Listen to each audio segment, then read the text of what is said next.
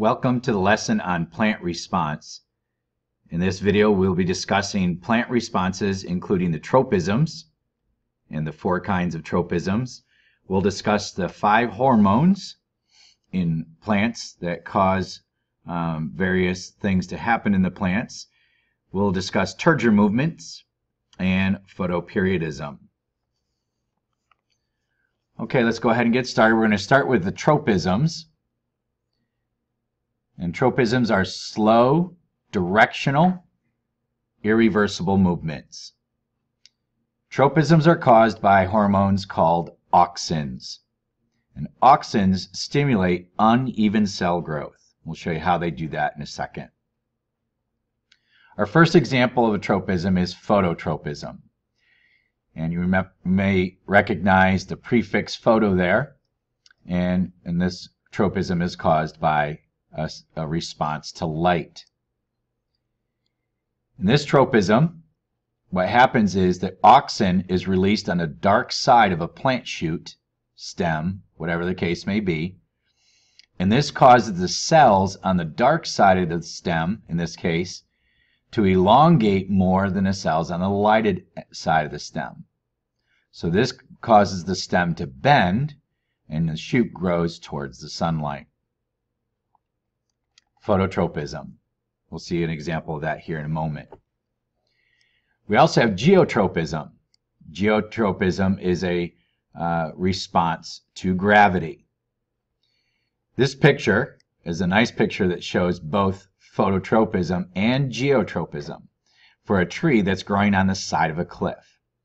Clearly, the geotropism is taking place in the area here at the base of the tree where the roots are.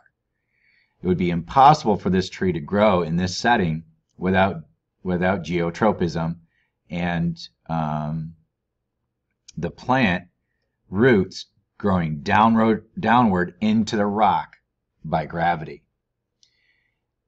Another good example of phototropism here is the bending of the trunk upward towards the sunlight.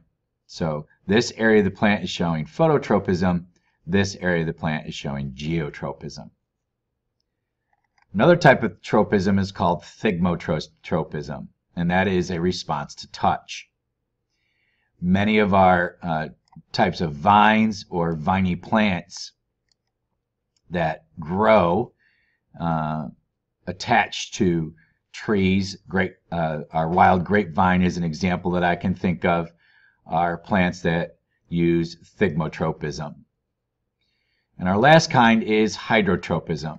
And hydro, of course, is a response to water.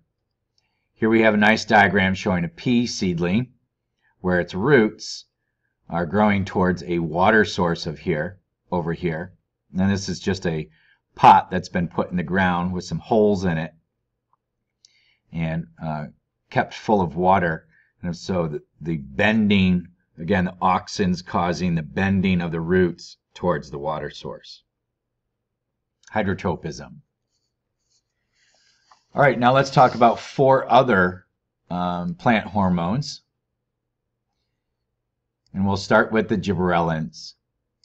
Gibberellins cause stem elongation and bolting.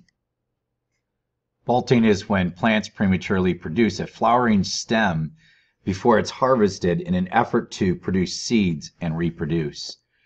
Plants that commonly bolt are lettuce, beetroot, spinach, celery, and onions. The next type of hormone in plants are cytokinins, and these cause cell division. A 4th type, ethylene. Ethylene causes fruit ripening and leaf abscission, that is, causing the leaves to fall off of deciduous trees in the fall. And the 5th type of hormone is abscisic acid, and this triggers bud dormancy. Next, let's take a look at Turgeon movements.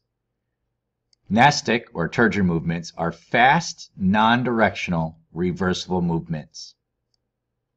And they're all triggered by potassium ion and water movement. Turgeon movements include touch sensitivity in Venus flytrap,